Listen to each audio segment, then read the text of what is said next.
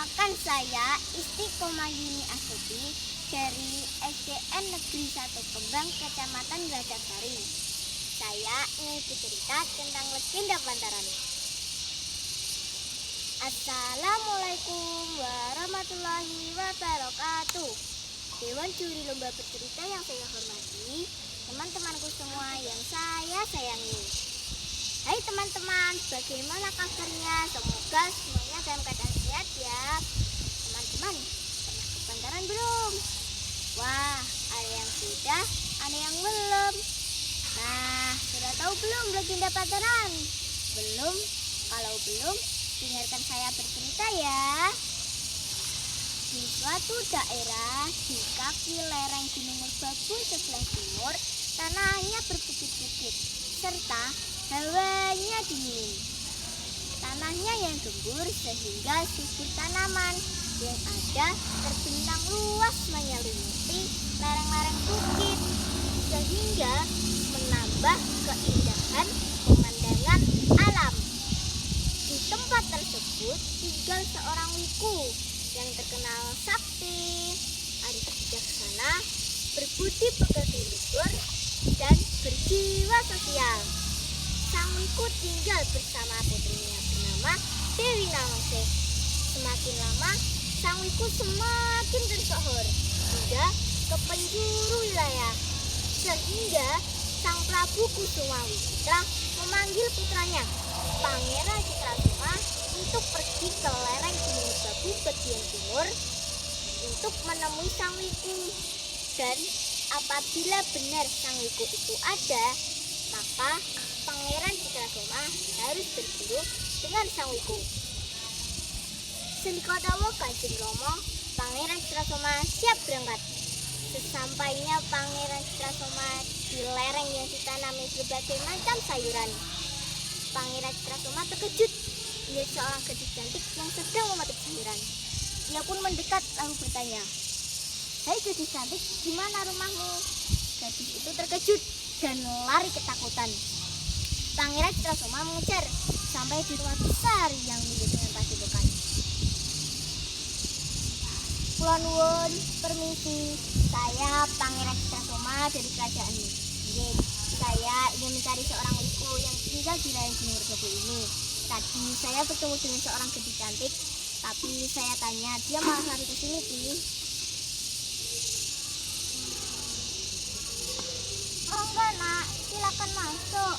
Mungkin yang kau maksud itu adalah saya, dan mungkin yang kamu temui tadi itu putri saya, Dewi Nawangsih. Duk Nawangsih, sini Duk, ada Pangeran Citratama yang mau belajar di sini." "Iya Bopo, selamat datang di padepokan ini Pangeran." Dewi Nawangsih tak berani menatap wajah Pangeran Citratama. Pangeran Citratama pun hanya tersenyum. Sejak saat itu, Pangeran Citratama menjadi murid sang wiku. Setelah beberapa hari, datanglah seorang aulia yang menemui sang wiku. "Assalamualaikum, saya Syekh Maulana Ibrahim Maghribi. Saya mengembara untuk menyebarkan agama Islam. Wiku yang budiman, marilah kita menyembah kepada Allah Subhanahu wa Ta'ala. Iya kanak budu, iya kanak sa'i. Hanya kepadamu hamba menyembah, dan hanya kepadamu hamba meminta pertolongan." Sang wiku pun mengizinkan. Akhirnya sang wiku dan murid-muridnya menganut agama Islam. Nah teman-teman, seiring berjalannya waktu, Pangeran Citratama meminang Dewi Nawangsih. "Diperkenankanlah saya untuk meminang Dewi Nawangsih."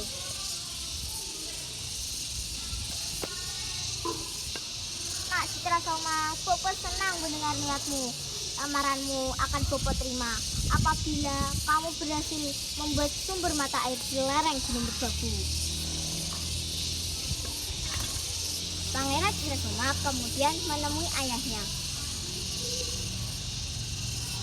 "Romo, benar, di lereng Gunung Merbabu ada seorang wiku.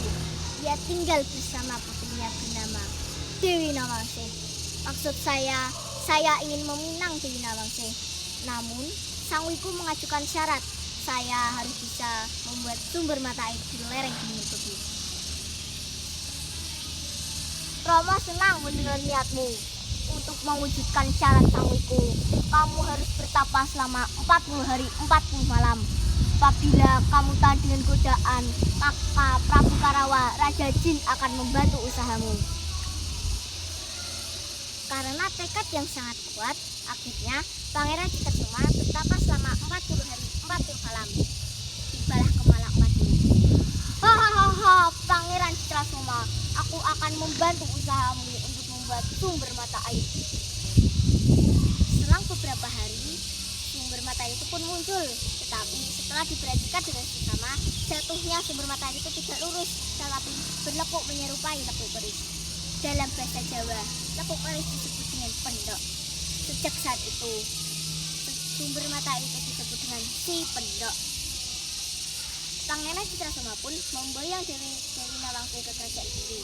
Sepeninggalan mereka, Syekh Maulana dan Sangwiku berencana untuk membuat masjid. Tetapi belum ada satu bahan bangunan pun untuk menjadi pilar utama. Akhirnya, Syekh Maulana mengutus seseorang seperti ke Demak guna meminta bantuan. Tetapi di Demak juga sedang membuat masjid Agung Demak. Akhirnya utusan itu pun pulang hanya membawa pemukul. Tetapi Syekh Maulana dan Sangwiku tidak putus asa. Dengan bahan seadanya, maka masjid pun berhasil didirikan. Syekh Maulana memberi nama masjid tersebut dengan sebutan Masjid Pantaran. Dalam bahasa Indonesia, Pantaran artinya sebaya, karena seiring dengan pembangunan Masjid Agung Demak dan tempat berdirinya masjid tersebut diberi nama Dukuh Pantaran. Dan Sangwiku dikenal dengan sebutan Ki Ageng Pantaran. Setelah beliau wafat, beliau dimakamkan di Pantaran dan disebut dengan Makam Pantaran. Sedangkan Syekh Maulana tidak dimakamkan di Pantaran. Hanya beberapa peninggalannya saja yang dimakamkan di Pantaran. Nah teman-teman, begitulah cerita tentang legenda Pantaran. Pesan moral yang dapat kita ambil adalah, apabila kita bersungguh-sungguh, pasti kita akan mencapai tujuan yang kita inginkan. Billahi taufiq wal hidayah. Wassalamualaikum warahmatullahi wabarakatuh. Nah teman-teman, jangan lupa like, komen,